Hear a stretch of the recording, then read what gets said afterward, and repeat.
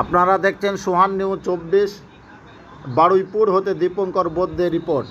1 September আন্তর্জাতিক যুদ্ধ ও সাম্রাজ্যবাদ বিরোধী দিবসে বাম দলগুলির আহ্বানে কলকাতার মহানগরীতে যুদ্ধের বিরুদ্ধে শান্তির পক্ষে ফিলিস্তিনের ও ইসরায়েলের লাগাতার গণহত্যার প্রতিবাদে ফিলিস্তিনের গাজার প্রতি সংহতি জানিয়ে ভারতে আমেরিকার ট্রাম্প প্রশাসনের 50% শুল্ক আরোপের নিন্দা করে মহামিছিলে সংগঠিত হয়।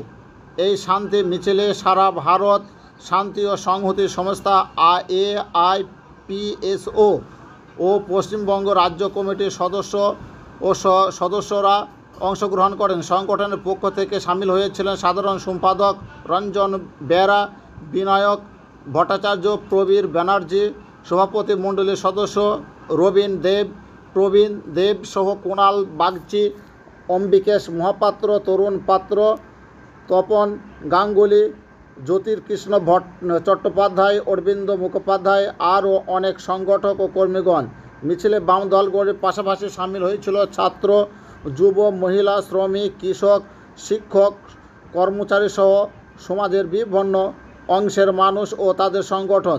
যুদ্ধের বিরুদ্ধে শান্তির পক্ষে মিছিলে ধ্বনিত স্লোগান কলকাতাকে কল্লোলিত করে তোলে। আপনারা দেখছেন সেই ছবি সোহান নিউজ 24-এর পর্দায়।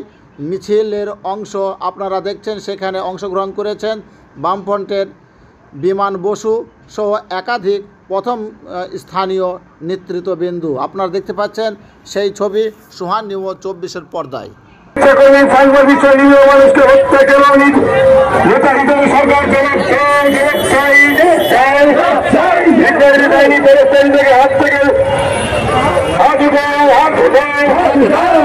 মার্কিন সাম্রাজ্যবাদ এশিয়া আফ্রিকা লাতিন আমেরিকা থেকে হাত উঠাও। ইসরায়েলের চিকিৎসক সাংবাদিকের মানুষ হচ্ছে কেন?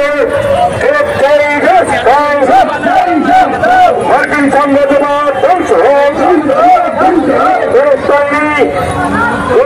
মার্কিন মদতকারী করেন বন্ধ করো।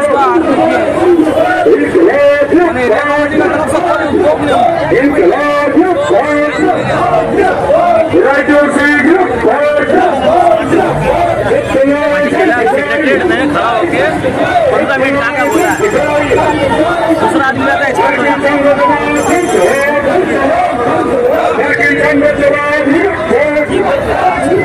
कैसी दास का उल्टा फोटो में